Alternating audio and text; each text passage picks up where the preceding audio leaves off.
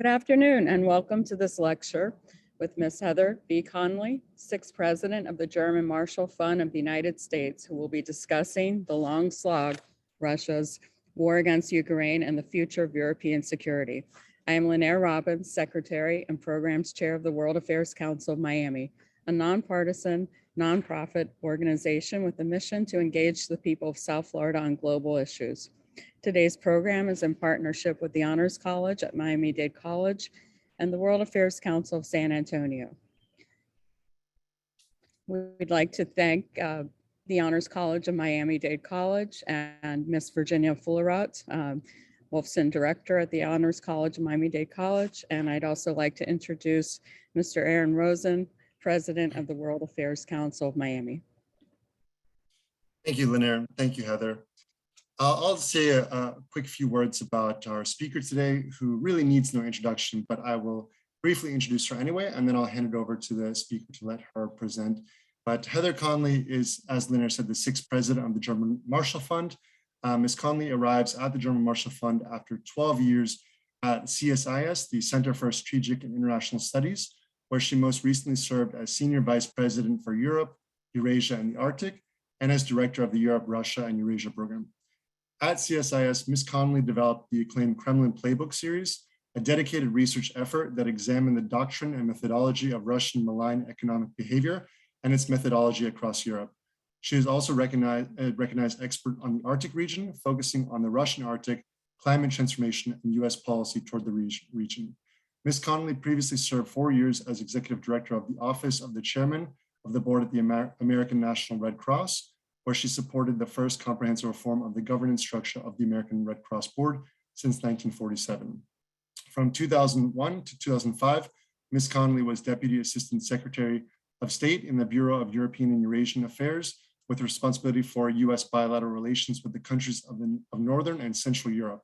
She co-led the US interagency effort to enlarge NATO and secure Senate ratification of an amended NATO treaty, and she created a senior level US dialogue with the 8 Nordic and Baltic states, the Enhanced Partnership in Europe. Earlier in her career, she worked in an international consulting firm led by former US Deputy of State Richard Armitage, and Ms. Conley began her career in the Bureau of Political Military Affairs at the US State Department. She received her BA in International Studies from West Virginia Wesleyan College and her MA in International Relations from Johns Hopkins University School of Advanced International Studies. Ms. Conley, thank you very much for your time and for your participation in today's events. The floor is yours.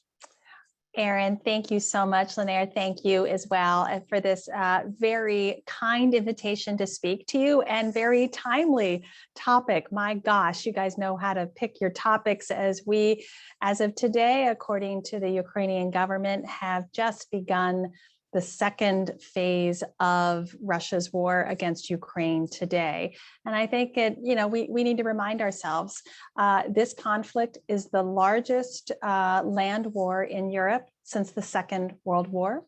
It has already produced more refugees and internally displaced since the Second World War. So we have that sense of magnitude of what we are witnessing today. So I always enjoy the question and the answer period the most, because that's where we can roll up our sleeves and talk about questions that are on your mind. But what I thought I would do is very broadly sort of share with you how I believe the origins of Russia's domestic and foreign policy really what we call Putinism, since the arrival of Vladimir Putin on the scene in Moscow in the late 1990s, and when he became Boris Yeltsin's successor in the early 2000s. Talk about the historic reasons that we are seeing Russia behave the way it is behaved today.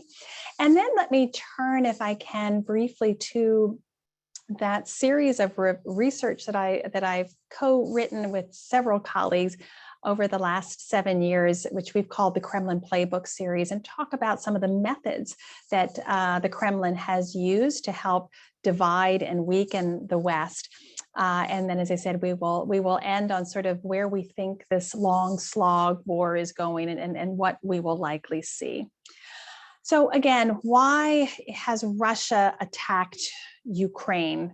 Again, for the second time, remembering that in 2014, it illegally annexed Crimea, what I called the Anschluss of the 21st century, and then invaded Eastern Ukraine, which is called Donbass, and why, again, we see this full-scale war that we've now witnessed for the last nearly 7 weeks.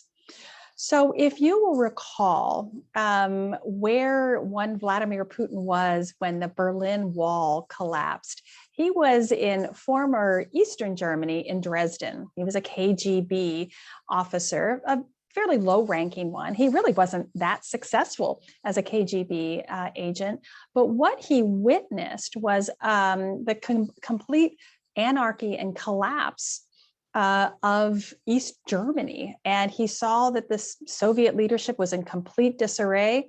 He was burning documents. They didn't know what was coming. And that was such a formative experience for him. Someone who wasn't very successful. He witnessed what he viewed as the humiliation of the lack of Soviet control over Eastern Germany. After German reunification, he returned back to St. Petersburg, Russia, where he wasn't particularly successful either, and began to, again, witness what he viewed and what many Russian people viewed as the humiliation of the collapse of the Soviet Union. And again, this was not a defeated power in any sense. We think about the Cold War, we think about the United States or the West winning the Cold War. It really wasn't a win or a loss. The Soviet Union simply collapsed under the weight of its own system. It was not a defeated power.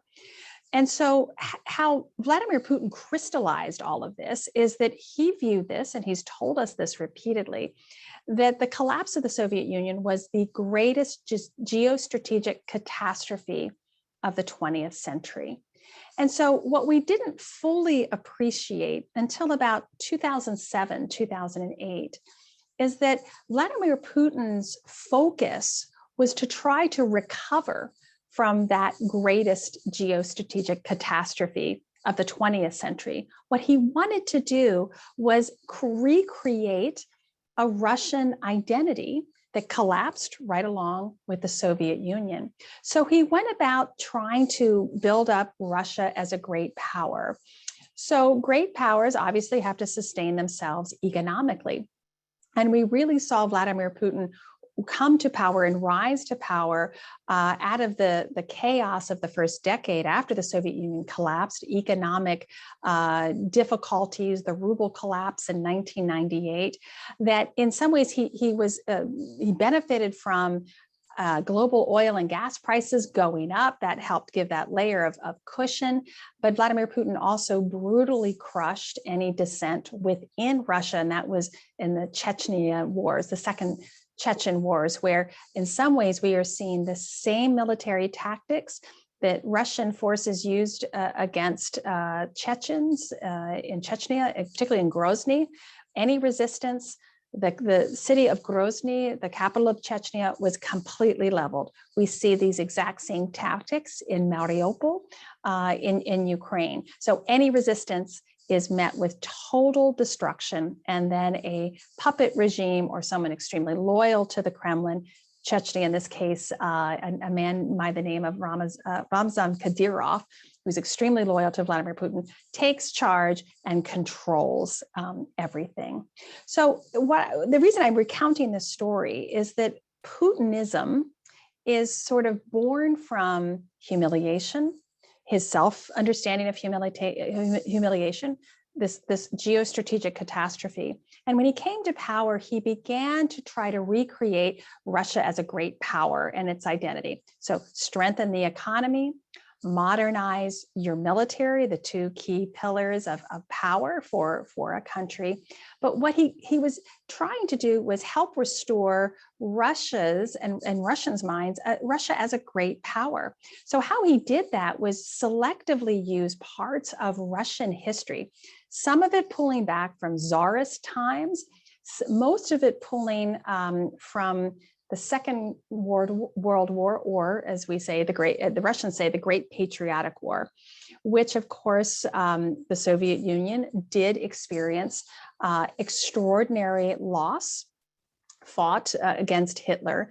But what the regime overcame was the fact that the Nazi regime and the Soviet Union came together to split Poland, the famous Molotov-Ribbentrop Pact.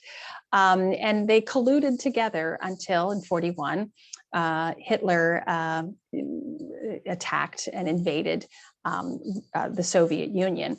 So you have this experience of building Russian great power based on strong historical identity and its role in the Second World War as a liberator. Of course, if you were in the Baltic states, Estonia, Latvia, and Lithuania, you wouldn't see the Soviet Union as a liberator. You would see them as an occupier, although they may have, moved German forces out. They occupied and, of course, eliminated the independence and the freedom of the Baltic states. So with this strong identity based on Russian great power status and pulling from the history, a strengthening economy, a strengthening military, here we have Russia now and under Vladimir Putin trying to fix this collapse. How do you recreate, in many ways, not the same way, but recreate Russia's sphere of influence, its greatness?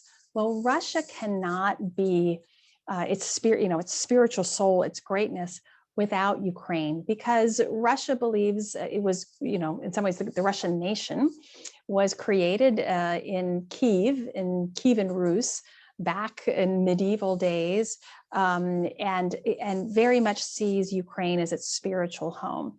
So Ukraine is integral in the Russian mind's view of themselves as a state and their own identity.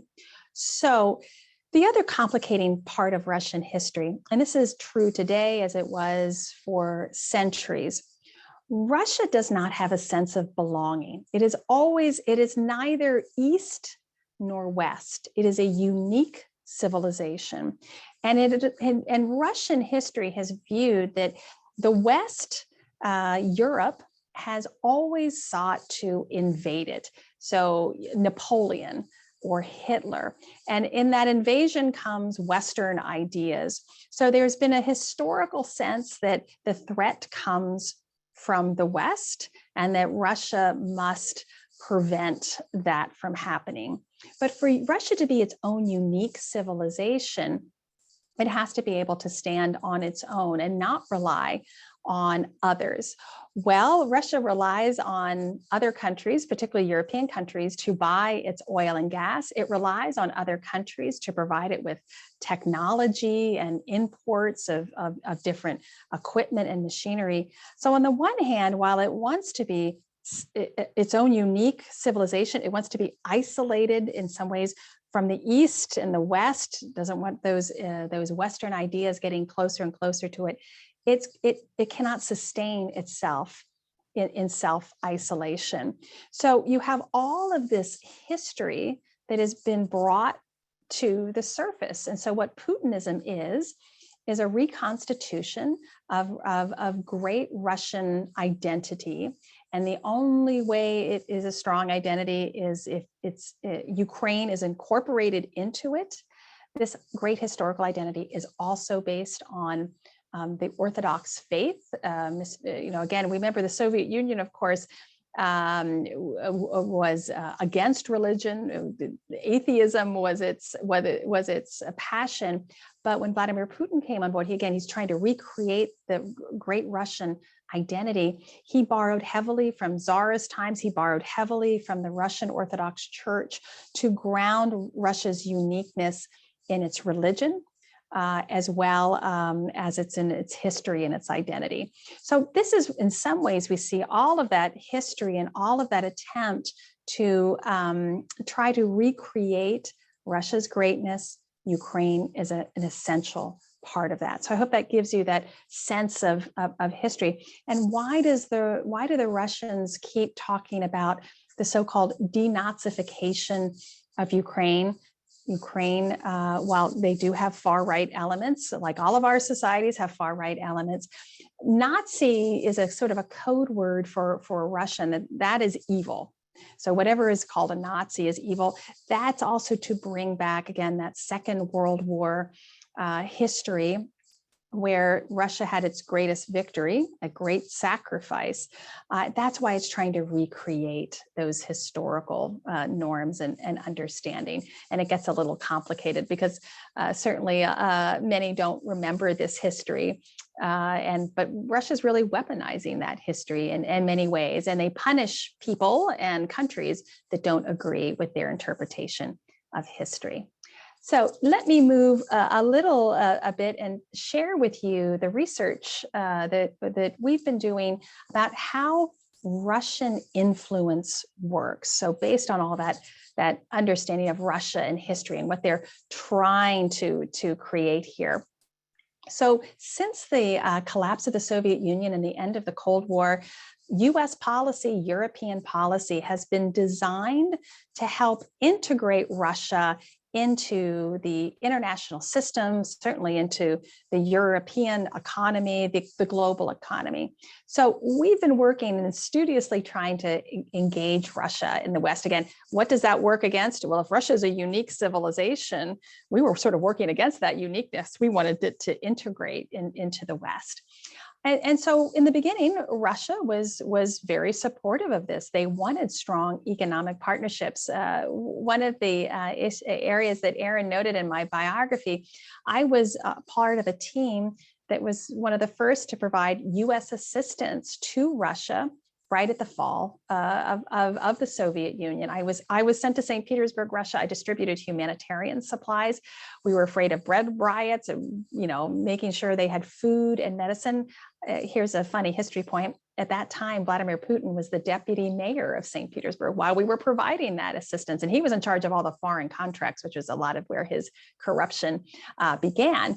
But we understood how devastating the collapse was. We tried to provide technical and humanitarian support and integrate Russia with the West. And that's a positive thing. And it worked to some extent. But, and this is the stem of our research, in June of 2009, the then President Obama received an open letter from a big list of Central and Eastern European leaders, very good friends of the United States. These were close partners and allies that the United States worked very closely with when the Warsaw Pact collapsed. And they sent a letter to President Obama, and it was a sentence in that letter that caught my attention. The Central Europeans said, look, Russia is using economic warfare to try to influence and change the transatlantic orientation of our countries. They were using energy, they were using other things. They were basically using their economic relationship, but to harm the country. And so I said, well, could that be true? Could Russian economic influence be so great that it changes the policies of governments, that it changes the approach of NATO allies, of members of the European Union? So with our partners in Bulgaria, we studied 5 countries in Europe, and we tried to determine what exactly the economic strength of Russia was in the countries. And then we said, well, did their policies change? Did they make different decisions because of this economic presence? In a nutshell, we found that if Russian economic support, investment, trade was over 12% of a country's gross domestic product, GDP, we began to see important shifts in how that government was addressing Russia's policies. So we could see some of that influence, exactly as those Central European leaders told President Obama. In some cases, so we looked at the country of Bulgaria, a country that's a NATO and EU member, very dependent on Russian energy. We saw over 22% of Bulgarian gross domestic product was actually Russian in origin. And it really made, it was hard for the Bulgarian government to support the United States or support NATO or the EU, because this this economic influence in energy, in the banking sector, in the media sector, in real estate, was really making it very hard for that government to be against what Russia wanted it to do. But when we looked at Bulgaria's foreign direct investment, the number one country that was Bulgaria's number one investor was the Netherlands. And we thought, oh, well, that's great. That's a NATO and an EU member. We certainly encourage it. But then we lifted the layer up, and it wasn't Dutch investment. It was because Russian energy companies created shell companies and subsidiaries and companies in the Netherlands. So they were Dutch, but it masked the Russian influence. And that propelled us to research our second series, which we called The Enablers. So what we were discovering is that there were enabling forces in countries that were actually amplifying Russia's economic influence to the detriment of the countries that they were working in. So we looked at Austria, we looked at Italy, we looked at the Netherlands, as well as other countries. And what we found is that there were tax attorneys creating shell companies and tax havens to protect that Russian funding. There was a concentration of political figures, former political figures, very senior levels that were on boards and were facilitating Russian friendship groups. And there was strong political influence in these countries that were enabling Russian economic influence to penetrate a country. So I fast forward to say all of the sanctions that the West is imposing, we're discovering all of the enablers, all that we don't, the true owners of these huge mansions and yachts and the banks and the lawyers that help facilitate that. We're discovering all of these enablers, and it really very clearly now that sanctions, such powerful sanctions, have been imposed against Russia. So what did we learn from that? Well, it is a good thing to try to integrate Russia into the international system, into our economic system. Trade is usually viewed as extremely positive. But in this case, Russia was actually exporting their corruption, their kleptocracy, their illicit financing. And the reason that they were putting all their money in the West and in Western banks is because they relied on Western laws to protect that money, because they knew if they kept it in Russia, well, Mr. Putin could say, nope, that's mine. I need that funding for the regime. So perversely, the Russian funding that was in the West that was corrupting the West politically and making it very difficult for Western governments to support pro-Western, anti-Russian policies, they were also benefiting from Western legal protection of those illicit gains and all the political influence and the local influence that brought. So in some ways, it's been both horrifying and gratifying to see our research really being seen as, you know what, usually we think of trade and economic relationship as a benefit, but the Russians were using it for malign purposes as well, and understanding and trying to break that chain, or that cycle, if you will, of greater economics and then penetrating the political system. So let me just very briefly, and then we can pause for questions, tell you about my last report that just came out a couple of weeks ago. It was the most difficult report to write, but I think it's one of the most important we've done. It's called The Kremlin Playbook 3, Keeping the Faith. So we discovered in the first two reports that we focus on oligarchs and very wealthy Russians and how they use their economic influence for political purposes. Well, two oligarchs kept popping up in our research across many different countries.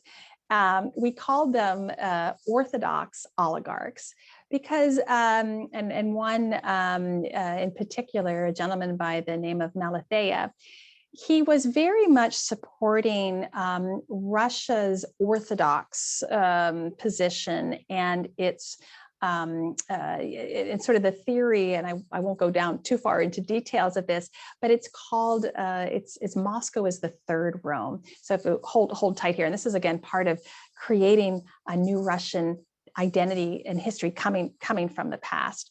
So it's in some ways, the Moscow is the third Rome, is that the Kremlin is portraying itself as the only defender of the faithful and of the conservative, that the decadence of the West, social values, religious values, identity values, that they have become so decadent, so liberal, that only Moscow will defend the truly conservative. And the Russian Orthodox Church is one of the key pillars, but not the only one, of pursuing this view. So these oligarchs would spend a lot of money bringing religious relics from the Middle East to sort of perpetuate this. Moscow is now the true inheritor after the collapse of Constantinople, that they are the true empire that defends the conservative and the faithful. And so what we were observing is how Russia would stir up a lot of social division within countries on values questions like same-sex marriage or one's religious identity or one's just own identity. And this was an issue that would drive deep wedges within society. And that's what Russia has done, Soviet Union, active measures.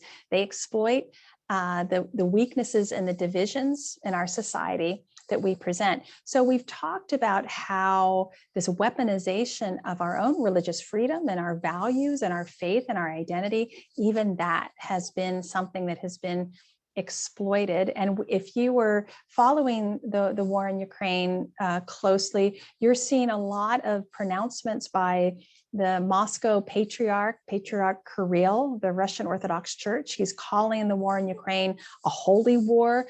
This is a war against the decadence of the West, because if Ukraine wants to join the West, it will import all of that decadence. And of course, Ukraine being the spiritual heart of Russia, it cannot possibly allow that to happen. So this defense of the Russian Orthodox faith and values and that decadence is part of a justification where there is no justification of violating Ukraine's territorial integrity and sovereignty. So it's a very complicated tale, but in other words, this is about Russia using its history to help create its future identity and purpose. It's all about trying to fix the collapse of the Soviet Union 30 years later. But I would argue all Mr. Putin has done in this great miscalculation of invading Ukraine is he has now triggered what is likely the second collapse of the Soviet Union. Western sanctions will be punishing his own self-isolation, but this is very dangerous. This is perhaps the most, certainly the first collapse was benign, and this second collapse is already proving to be incredibly deadly and destabilizing globally. So with that, looking forward to your questions. I know this is a lot of information. It's very difficult to understand, but those are some of the key underlying elements that unfortunately are fueling the justification of Putin to invade Ukraine. So with that, I'll turn it back over to you. Thanks.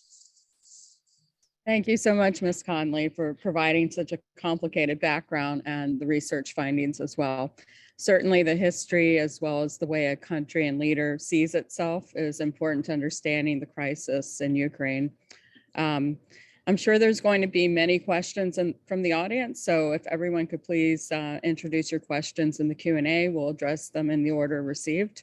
But before we go on to Q&A, I'd like to get into a deep dive with Ms. Conley on a few areas.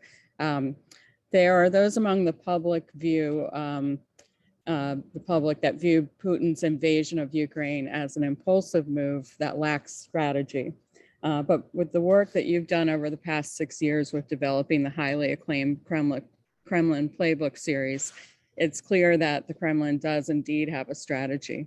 Could you walk us through perhaps specifically how this playbook is being used with the war in Ukraine and other targets in the world?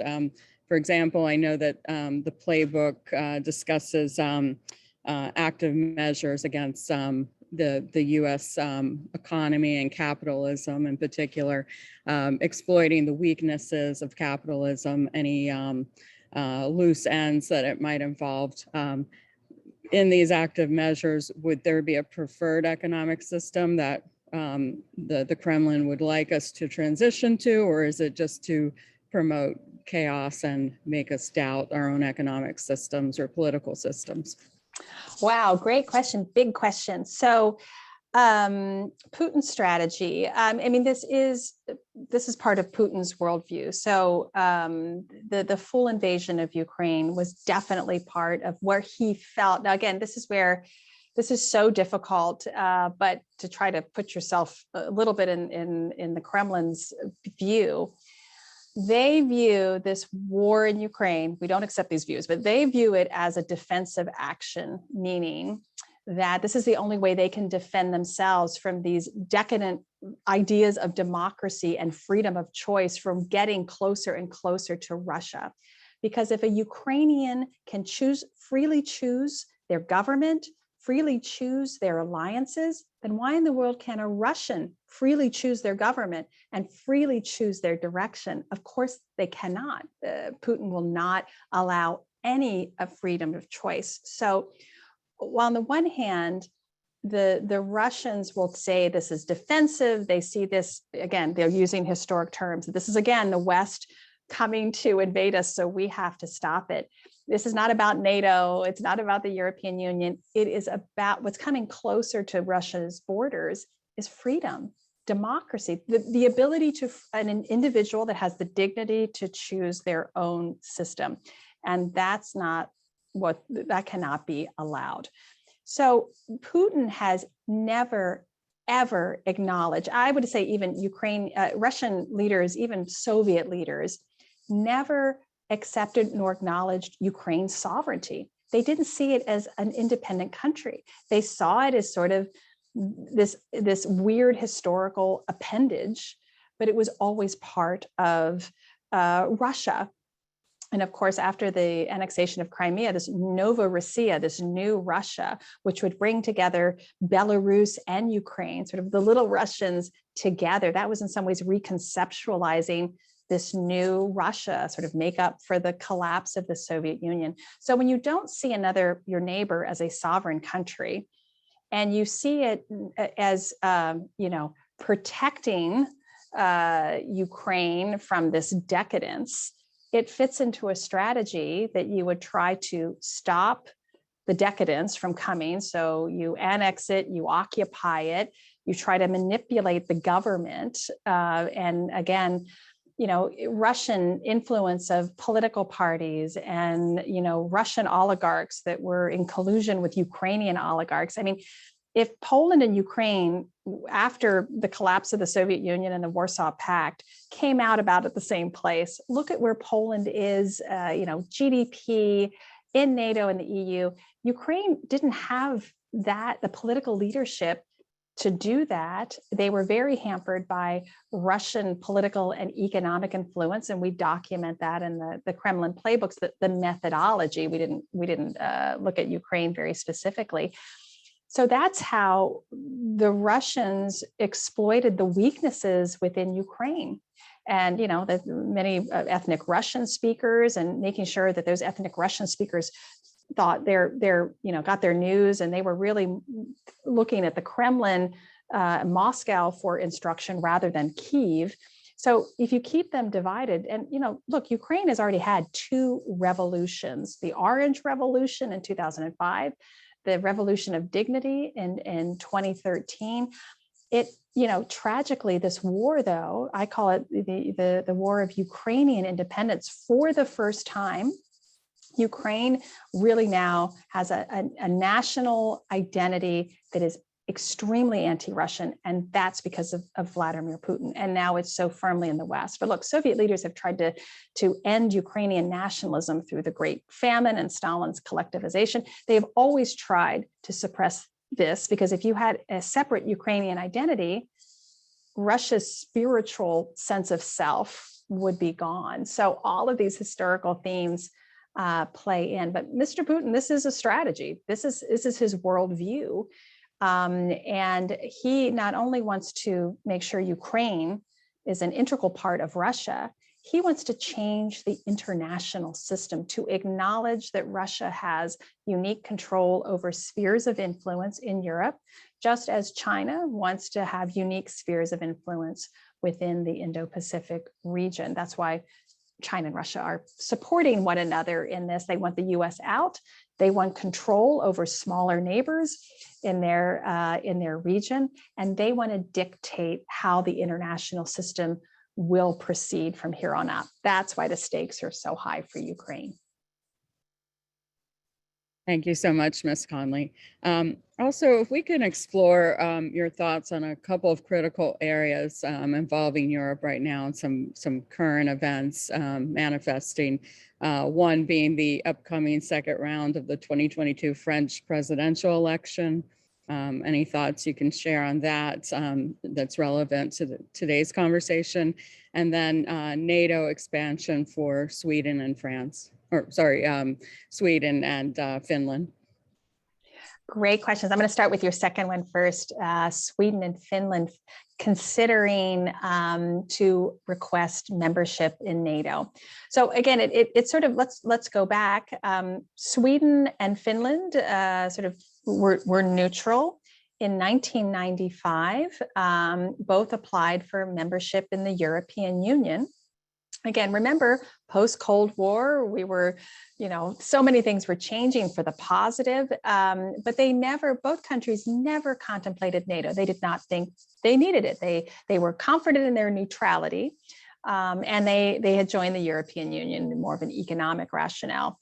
It's interesting that the first Russian invasion of Ukraine was because Ukraine wanted to join an association agreement or sort of a trade agreement with the European Union as well.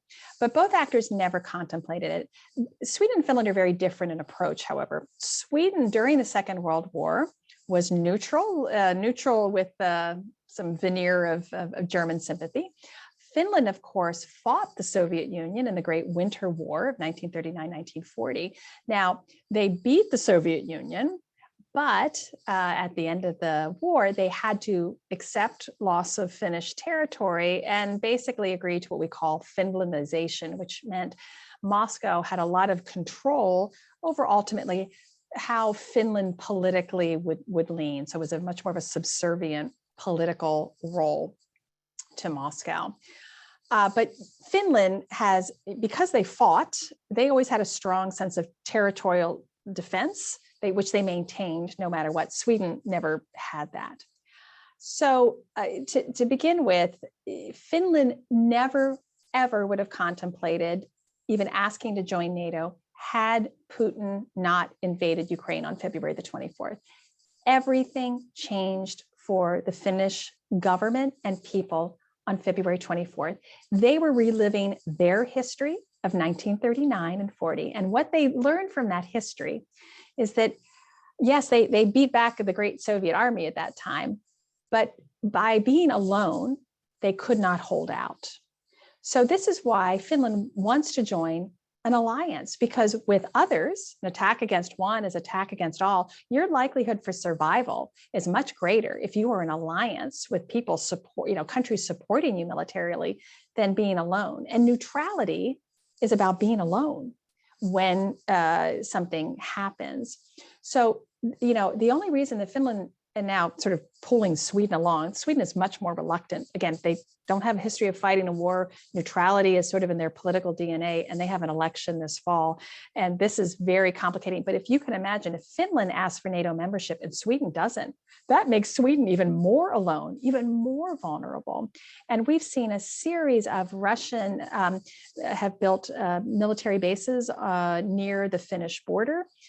For Sweden, they have certainly violated their airspace and their territorial integrity, probing to see what the reaction would be. So we may see in a few weeks that both countries apply for NATO membership, which would be decided at a NATO summit in Madrid at the end of June, beginning of July. And it completely changes, again, what did Mr. Putin say he doesn't want? More NATO closer to him. What are his actions doing? More NATO, because these countries now understand that Russia could invade them and they need protection. So that is a huge shift for sure. And again, this is the Kremlin acknowledging its strategic miscalculation over and over again. And Sweden and Finland is a great miscalculation, but to the benefit of NATO for sure. The French presidential elections. So in 2017, when President Macron was elected, there was a lot of Russian interference in that election. Marine Le Pen, the leader of the far-right national rally, it was the National Front in 2017, has always had a very strong relationship with the Kremlin politically. Marine Le Pen has received Russian loans to support her campaigns for when she ran as a member of the European Parliament. She's visited Moscow frequently. There is a lot of synergy with the French far right. It's anti-US, it's anti-NATO, it's anti-EU. It's very strong on French conservatism and identity, anti-immigrant, very much against a more liberal social view.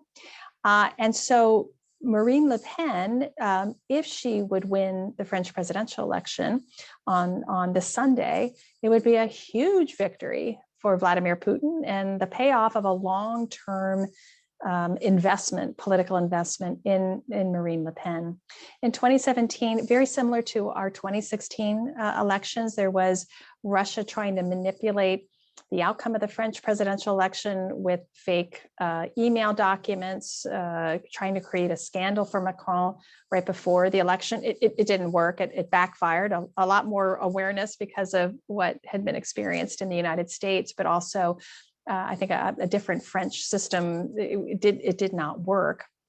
So what we're seeing now, I mean, the latest polls now suggest that President Macron will likely squeak out a victory. This is definitely not going to be the 33% difference of the race, which was the same replay of the two candidates in 2017. Marine Le Pen has made herself more centrist. She's focusing on bread and butter economic issues. So she's not really speaking about geopolitical issues very much right now. President Macron did not campaign at all in the first round. He's not a popular figure. Obviously, just like here, inflation, food prices, there's just unhappiness about immigration. There's just unhappiness have played into this campaign. And unfortunately, in some ways, Emmanuel Macron has created his own problem. When he was elected in 2017, he basically destroyed or exploded the center left in France and the center right. So he's it. So what happened is the far right and the far left are about the only things that are popular right now in France. And so it's him against one of these extreme elements. It turned out the far right eked out the second round candidate. But it's going to be a really tough race. France is very much now moving in a conservative and nationalistic perspective. The election, 48 to 50% of the French electorate lean in that space. And the left is very fragmented. So this is going to be a really close, potentially a close race. Macron is going to have a very hard time governing a very divided France. And in the next French presidential election, no one's thinking about this in 2027, Macron can't run again. So if there's no center that he's not involved in, and just a far left and a far right, wow, this is going to be a highly polarized French society. And France plays a critical role in the European Union's foreign and security policy. So Macron has tried to negotiate with Putin during the Ukraine war. He received a lot of criticism for that. He's now stopped talking to Mr. Putin after the massacre in Bucha. But in some ways, he normalized his relationship with Putin sort of took the heat a little bit off of Le Pen's relationship with Putin. So this is going to be an extraordinary race. I have to say, I'm a little nervous. I think he'll squeak it out. But if everything goes wrong, she could potentially see a victory. It's unlikely, but you can't discount it. Oh, I think you're muted. Sorry.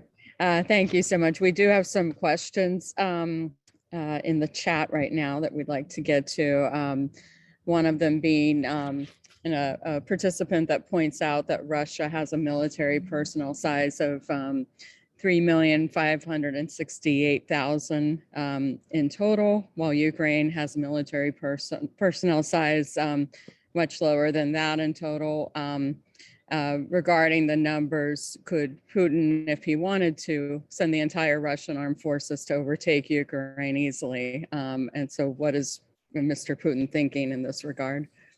Well, it's funny because in this war so far, the Ukrainians have the personnel, and of course, they're fighting to protect their country. So they are motivated. They're not giving up. They don't have the military equipment. Russia, it's the opposite. They have a ton of ammunition, long-range fires, and equipment. They don't have the people. And of course, again, we don't know what their losses are in the battlefield. And I think what I do is I take the Ukrainian estimate and the US government estimate, and I meet it in the middle. So I think probably the Russians have lost 14 to 15,000 soldiers, probably, casualty, wounded, probably about that same figure, 10 to 12,000. So the decision that we are all watching very closely is whether Vladimir Putin will order a military mobilization, which means everybody, age whatever, 16, 17, 18 and above, you are now forced to go and fight. That's what caused, initially when the war happened, you had 200 to 300,000 Russians quickly leaving Russia. It was exactly for the fear of that mobilization. But Putin's reluctant to do that because that would definitely challenge public opinion. It's one thing to, everybody's at fever pitch. Look, 83% of Russians polled support the war. Of course, they don't use that word, but support Russia's war to defend, to denazify Ukraine. It's ridiculous. But that's one thing. The other thing is when your husband, uncle, son gets called up in a mass mobilization. Now, Putin may have whipped up all this fervor, and maybe they'll be gung-ho, but throwing a conscript who's not trained, doesn't know what they're doing, they're very demoralized right now, which is why they failed in the first phase of the war, isn't a recipe for success. Putin has pulled off Russian forces as far as the Russian Far East. He's pulled them out of, the occupied places. He's having a hard time finding the forces. So while, yes, they have those numbers, they're poorly trained.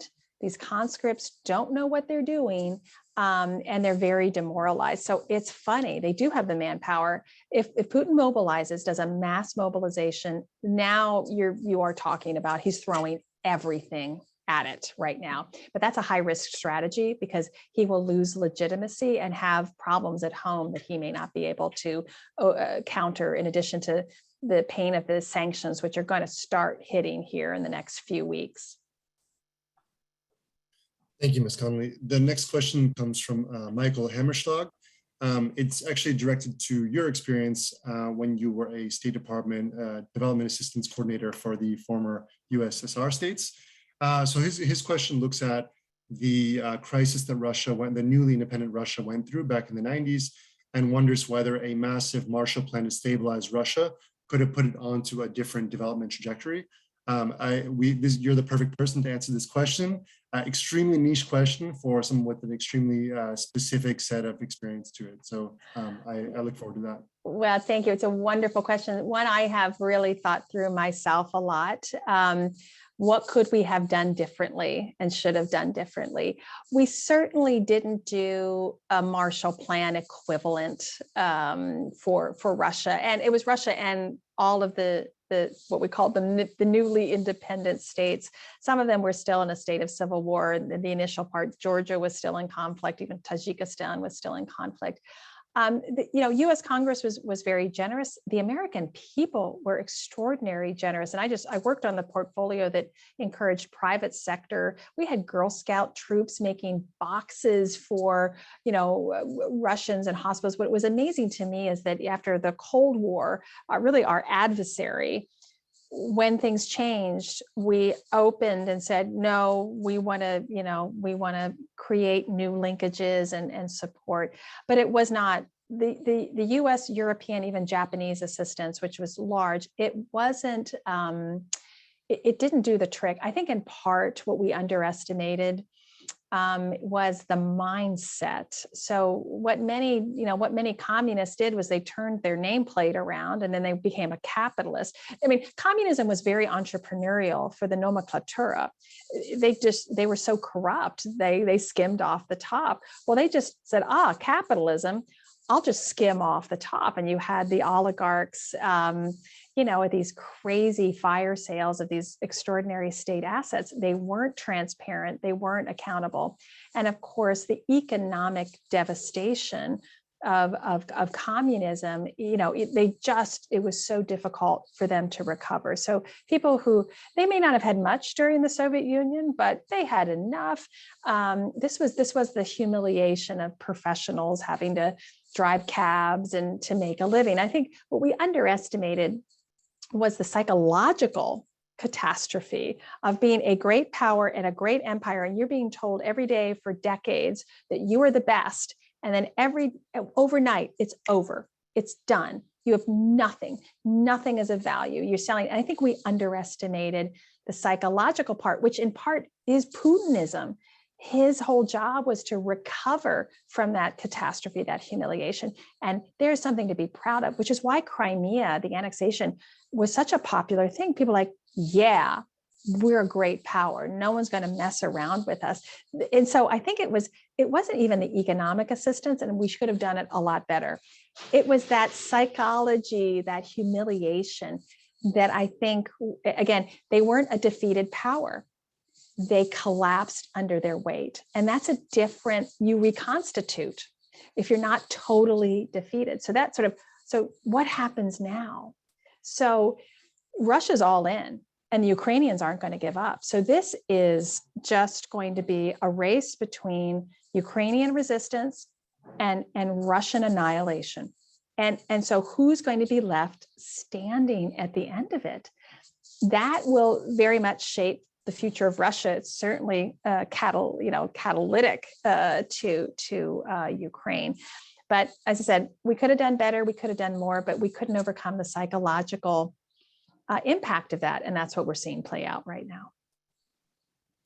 Thank you, Ms. Conley. And to your point about psychological impact, there is a question regarding why the war in Ukraine hasn't started a second Russian civil war to free the Russian people from President Putin and oligarchs. And so if you could dive into that answer, please.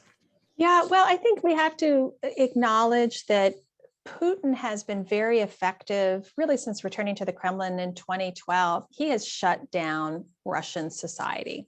He has intimidated it. He's eliminated all opposition. His oligarchs, the security services called the Siloviki, they're all extremely loyal to him. So this is why we're not seeing a lot of dissent right now. We're seeing popularity. Again, when you saturate a media ecosystem with whatever the state tells you is truth, it's hard to understand that. But what we do need to appreciate two things. Number one, we've seen tens of thousands protest this war. So there's some information getting through, and they've been placed in jail. They've been brutalized. So typically what Putin does, like the KGB, they make an example of someone, they treat them extremely harshly, and then everybody gets the memo. This is what will happen. The other thing was, as I said, we saw 200 to 300,000 Russians get the heck out of Russia. Some of those because they understood where this was going. All they were going to be given was poverty and repression. Some didn't want to get caught up in a mobilization. They didn't want to be forced to go to war. Some are just the best and the brightest, like IT guys. They just know they have no future in Russia. And so they're leaving. So that was a huge brain drain. Now, some of that may come back to the country eventually, but this is a massive, massive loss. So the ones who would fight this, a lot of them have left. A lot of them are in jail or repressed. And the regime will continue to have brutal crackdown on anyone, which we've already seen, that they question. So, I don't see any cracks right now. Now, once Russia defaults on its sovereign debt, which will happen, we're forcing that in sanctions. That last time that happened was 1917. That was the Bolshevik Revolution. So I think the economics have to get more difficult. I think the repression needs to get harder and harder. But I think we need to, this is the long slog. I don't see much change internally in Russia except getting worse, but I don't see any uprising. I see a regime that's going to go down with Putin, and they're all going to go down together. Thank you very much. The next question is from Mark Schneider. It concerns sanctions. Mark writes that sanctions historically have been difficult to sustain. What is your view on the sanctions on Russia's impact and ability to be sustained in Europe, especially given inflation and damage to the COVID recovery? So sanctions more broadly, I mean, we've been sanctioning Russia, my calculations, since 2011. So, I mean, whether it's human rights, Syria, you name it, we've been hitting, and it hasn't made a dent. Even in 2014, the sanctions perversely at that time allowed Putin to force money back into Russia. The oligarchs had to show their loyalty. He knows why they're keeping their money outside of Russia. It was also allowed Putin to nationalize production, which was very helpful, for the Russian economy. Russia also has incredibly skilled technocrats. So the head of the Russian central bank, she's an unbelievable technocrat, and she's been able, since the start of the war, the ruble has now come back to pre-war levels because they have capital controls on, basically the ruble no longer circulates globally. But even just today, the head of the Russian central bank basically said, look, I've done the best I can under terrible circumstances. We're going to now feel this because Russia is so heavily dependent on machinery and technology imports. So this is crippling the war machine. So eventually, this will come in weeks, and we don't know if Ukraine has weeks, to be honest with you. They will not be able to replace parts. They will not, and all these Western businesses that have left, there's going to be big job losses in the cities. So they've held out for 7 weeks. There hasn't been a huge effect, but it's now going to hit in the coming weeks. So my complaint with sanctions, we do these incremental sanctions. The regime, if they want to do something, they don't care about it. They don't care about the health and well-being of their people. They care about their power and their longevity, and they will find workarounds and sanctions violations to get what they need. If you really want to change a country's behavior, you've got to do basically what we've just done, which you've got to just end any oil and gas purchases of Russian energy. So the Europeans would have to agree to that. They haven't. Sort of a slow phase out. You have to have crippling sanctions against their foreign currency reserves, and you have to beat feet and have no company and no country be able to help Russia. So we will see if these sanctions, as powerful as they are, they may not deter Vladimir Putin one bit, for all the reason I spoke in the beginning about the history and the destiny of Russia. So, but we are witnessing the most powerful sanctions, but you really have to hit hard and fast early to get a change of behavior. The long, slow, incremental in Iran, North Korea, even Venezuela, the regime doesn't care, and they'll find ways to deal with it and get around it. So it's definitely not a strong, encouraging sign for slow sanctions. Tough, hard hitting, fast, early. Yes, definitely. Thank you so much. And so we're almost out of time, but just a wrap-up question for you. In this long slog that we're seeing with this conflict, where do you see it ultimately going, and how could Ukraine be rebuilt after this war ends? Well, you will not be surprised to hear me say I'm advocating for a Marshall Plan for Ukraine. And this time, instead of U.S. investment with European guidance, would be a transatlantic Marshall Plan, and very similar to the one that was 75 years ago dreamed up by General Marshall in the Truman administration. Was we have to give the Ukrainian people hope that they have a different future than they do now. And just as we did in the Marshall Plan, the first phase was a humanitarian phase. And quite frankly, all the frozen assets that we have of the Russian oligarchs and the Russian regime, I would legally find a way to use those funds to help rebuild Ukraine. Starting with humanitarian, agriculture, trying to get food production, medicines, health, getting that started. That's phase one. Phase two is obviously reconstruction, home reconstruction. But again, let's do this in the 21st century. Let's make it energy efficient. Let's have, technology be able to leapfrog Ukraine from still sort of quasi-communist structures and infrastructure to really great infrastructure. And then the third phase is all about ensuring that Ukraine can be a prosperous country that can defend itself. So that's going to be ongoing military support. Again, what we want out of this, and this is what Vladimir Putin fears the most. This isn't NATO, this isn't EU. A free Ukraine whose people can freely decide their future. Because if a Ukrainian can do that, why can't a Russian do that? And that is the question that Vladimir Putin fears the most. What he uses is fear, intimidation, in order to take away that freedom of choice and that dignity of choice. And that's what we have to fight for. That's what the Ukrainian people are fighting for, hour by hour with their lives. And we have to support them as much as because Ukraine has to win this war. Because if they don't, and Russia is successful in its subjugation of Ukraine, he will not stop there.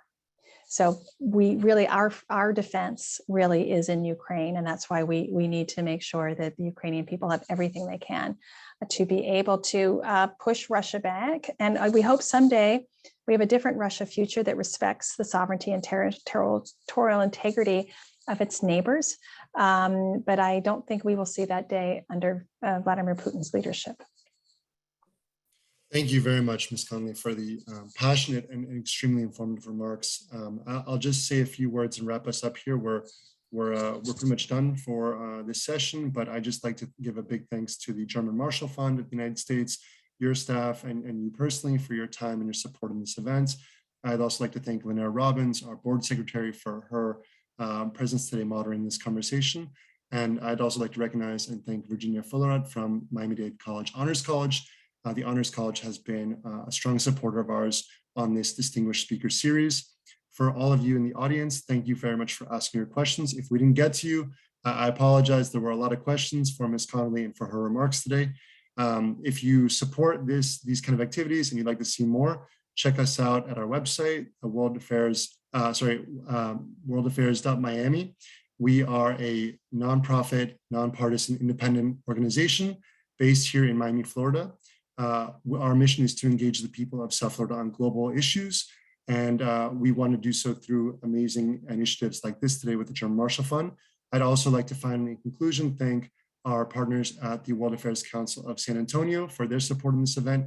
And for any attendees coming in from San Antonio, thank you very much for joining us here today. Thank you, Ms. Conley. Thank you all to everyone. Have a great evening. Thank you. Bye-bye. Thank you, everyone.